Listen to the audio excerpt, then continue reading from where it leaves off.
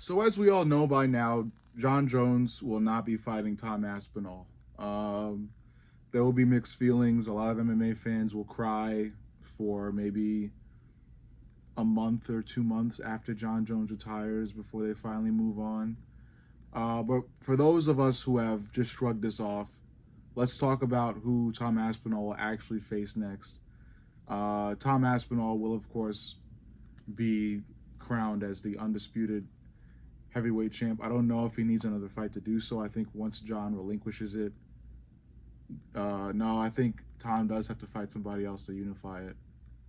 Yeah, I think when John Jones retires and relinquishes the belt, Tom's gonna have to fight somebody else to unify it and become the fully undisputed. Because I don't think they'll make Tom undisputed, even though he's had uh, more than one fight for a interim title. I think he'll have to fight again. But either way, we're moving on from John Jones versus Tom Aspinall, and we're looking for another opponent for Tom. There's like three possibilities: Cyril Gahn, Jailton Almeida, and I'm blanking at the third. Volkov. Yeah, Cyril Gahn, Jailton, or Volkov. Um, and out of all three, only one I think has like more than a 50% chance of beating Tom. No. I think only one has more than a 40% chance of beating Tom, and that's Jailton Almeida. I think Cyril Gahn gets taken down or even knocked out. I think the chance of Cyril Gahn getting knocked out isn't as high as him getting taken down and submitted. So I think Cyril Gahn definitely gets defeated by Tom if he was to fight him. 10-1 by submission. Volkov, the same thing. I think Volkov gets submitted. It's Jailton that intrigues me because, as we all know, Jailton's ground game is pretty strong. So strong that he sometimes even relies on it for the entirety of the fucking fight, which isn't very entertaining, but it has proven to get the job done. And that could prove useful against Tom. Now, again, I understand Jailton's stand-up is not great, and definitely not up to par with Tom's. I do understand that, but if you hear me out, there is a way to get to wrestling and grappling almost right away.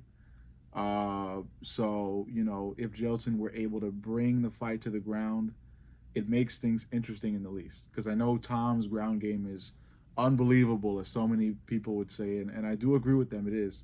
The guy grew up in a jiu-jitsu gym or some shit like that. Something that people are saying all the time now. But Tom's ground game is very good, and I feel like Jailton's is very strong too. So that's why I feel like Jailton has the best chance. Mind you, there is a semblance of ground game in Volkov's fighting style.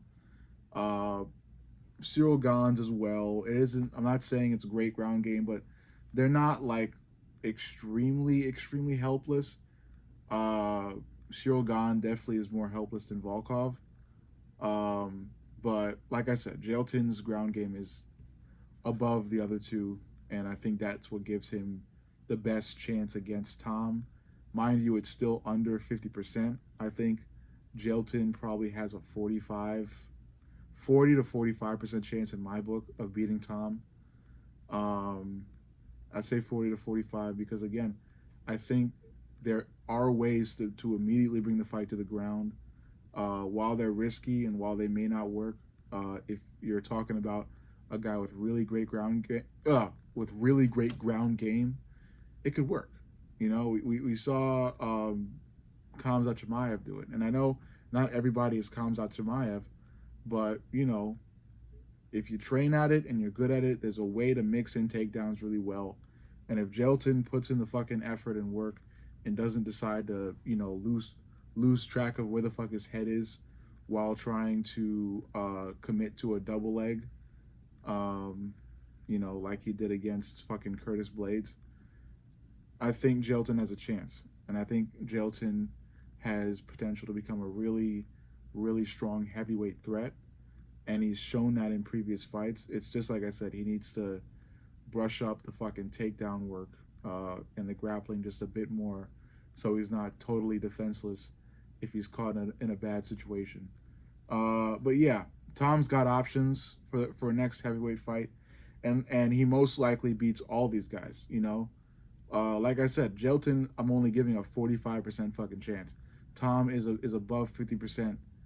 Has an above 50% chance of beating this guy, and a percent chance way above 50% for Volkov and fucking Cyril Gane and most of the other heavyweights for that matter. But yeah, you know, Tom Aspinall is gonna rule the heavyweight division. You know, he's not gonna have a problem doing so. Once John vacates and retires, and Stipe does the same, nobody will be able to touch Tom Aspinall. He's too fast. He's too smart. His IQ is through the fucking roof. I've seen it in his YouTube channel. He's breaking down all these fighters. He's a very smart guy. And I think even if Alex Pereira were to one day move to heavyweight, I think, you know, Tom is definitely going to have Alex's number two. So Tom Aspinall will rule the heavyweight division. He will be the top shotter, the big shot, the owner of his division, and maybe even the face of the UFC. But, you know, now that I think about it, maybe not. And maybe not just because there aren't a lot of guys at heavyweight that will be able to give Tom like a blockbuster fight. That's what I'm saying. Like, because like I said, Tom literally walks through all these guys. So none of these fights are specifically like blockbuster, like must see, who knows who's going to win type fights. It's just like Tom's going to win that and then he moves on, you know? So that's the only reason why I don't fully believe Tom will be the face of the UFC. He will dominate, like I said, and that will be big for him. He'll be a big name. I'm just saying that, you know, to be the face of the UFC, you also got to be winning some blockbusters, you know? That's just what you got to do. So Alex Pereira will definitely be that. And Ilia Topuria will most likely definitely be that because he is really a blockbuster fighter. This guy is fighting huge names and knocking these huge names out, you know, and with Islam Makhachev next, oh, Ilya is going to be a fucking star, maybe even bigger than Conor, but I'm going on a tangent here. I just really wanted to talk about Tom Aspinall's next opponents and what the future may hold for Tom, because like I said, John Jones will in fact be retiring this weekend, and with that, Tom will be able to acquire the fully undisputed heavyweight championship belt and hold that for the foreseeable future because no heavyweight right now in the UFC can fuck with him. That's just what it is. So let me know what you think. Make sure to like, comment, and subscribe. But most importantly, subscribe. I love you guys, and I'll see you all in the next.